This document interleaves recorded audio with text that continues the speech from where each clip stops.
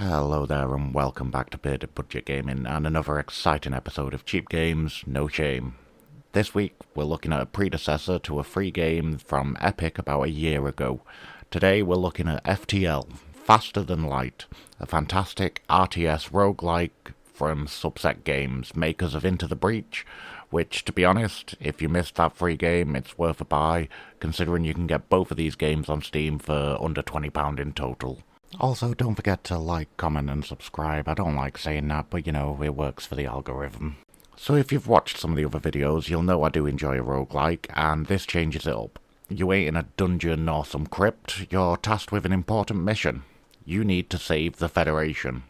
Through 8 procedurally generated sectors with different systems for you to jump to in your faster-than-light ship. Through the procedurally generated systems, you need to upgrade your systems. Change your setup, recruit and dismiss crew, all to get to the end game, a face-off with the rebel flagship.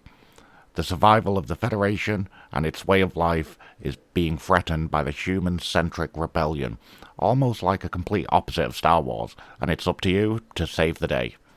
Now, slightly different to your standard dungeon-crawling roguelike, you're not picking a class. Well, you are picking a class, but it's not a class, but it is a class.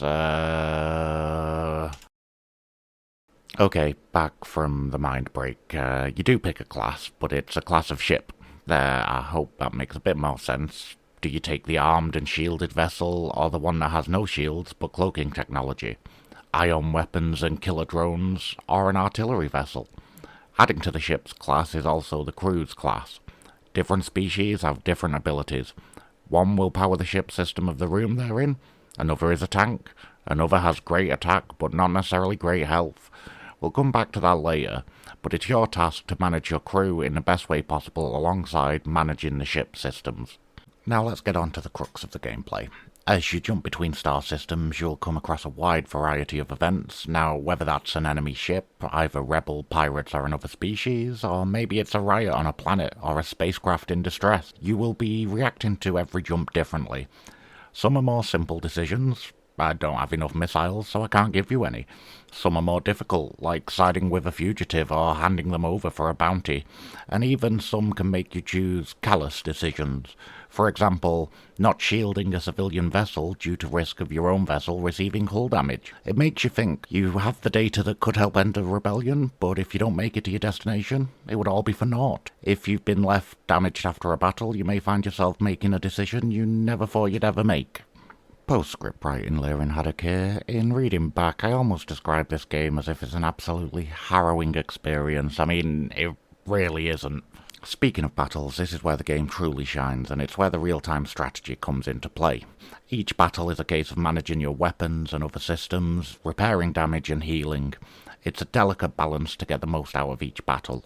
If your ship isn't kitted out correctly, then you can be in for some long, no damage to the enemy battles, and it's best to get out of there. Other times, you've set the ship up so it's got full shields and decent weapons, and some of the early battles you'll complete easier than a grown man fighting a toddler. With that, it can lead to some rather dull affairs, or absolute balls-to-the-wall frenetic energy where making use of the great mechanic of pausing the live battle will really come in handy. Now, I first came across this type of pause mechanic a number of years ago myself while playing Door Kickers, which, great game by the way. It was a great addition to a real-time strategy game.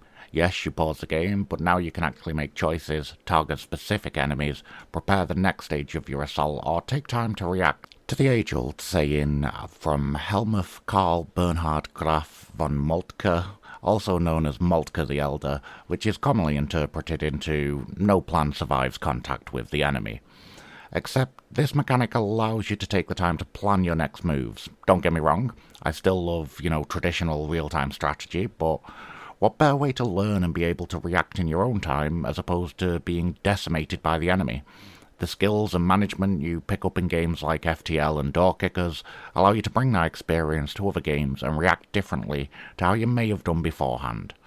Now, as I mentioned in the tangent tank, as you play the game more and pick up the experience of the mechanics and the pace, you'll find yourself using the pause button less. Although there are many times where pausing just gives you a tactical advantage, and learning those lessons, you'll find yourself much more prepared for each journey. The ability to pause just after a weapon has fired to allow you to target something with another weapon that is already charged, which wouldn't get through shields, for example. To highlight this, let's say a ship has 3 shield strength and you have a 3-shot laser and a beam weapon. You need to time it almost perfectly so that as the shield falls, if all shots hit that is, you have a limited time for the beam weapon to do its damage before the shields are back up. That brings me on very nicely to the weapons and systems of your ship.